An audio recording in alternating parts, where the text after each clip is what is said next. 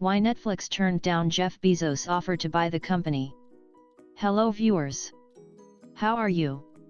Welcome to Nibir Network. Today we will discuss how Amazon missed the chance to buy another billion-dollar company, Netflix. One of the biggest mistake of Amazon. In 1998 Netflix had officially launched. Back then it was a movies by mail subscription service. The startup's co-founders Reed Hastings and Marc Randolph got a call from Amazon. Jeff Bezos wanted to meet with them. Randolph, who at the time was the company's CEO, remembers he and Hastings, who served as co-founder and was an investor, were excited to meet the Amazon founder, who was then just starting to expand his e-commerce site beyond books. Back then, Amazon was also relatively young. It was only 4 years old, and a year earlier, in 1997, it had debuted on the stock market, raising $54 million.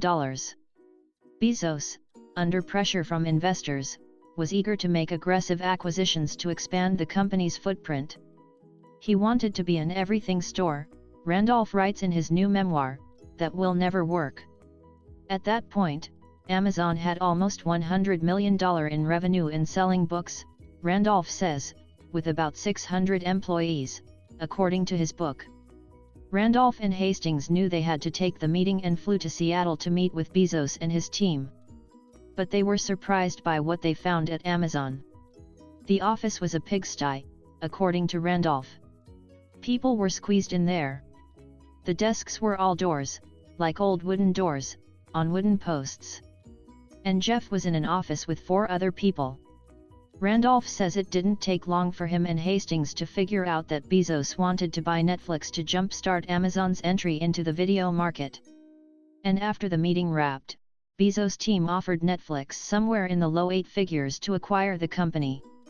When someone uses low 8 figures, that means barely 8 figures. That means probably something between $14 million and $16 million, Randolph writes in his memoir.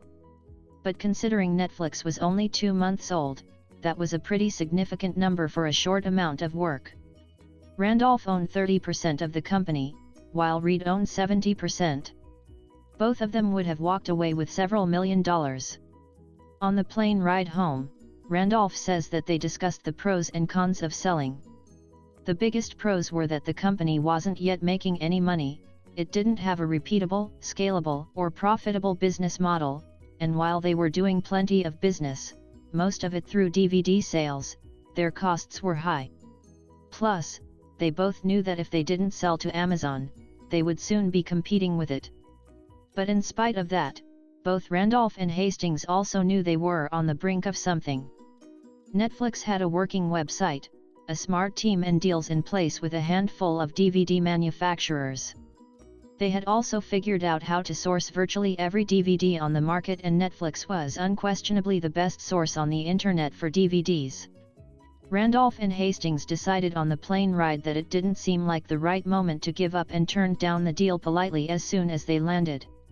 The meeting also sparked them to think about new ways to get out of selling DVDs and have people rent them instead, because they knew Amazon would be big competition.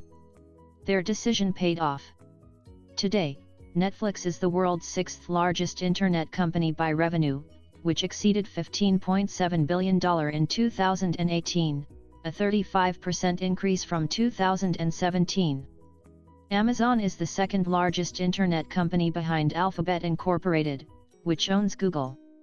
Netflix has also grown from a movie rental company into a streaming and production company producing award-winning original content, with more than 151 million subscribers worldwide.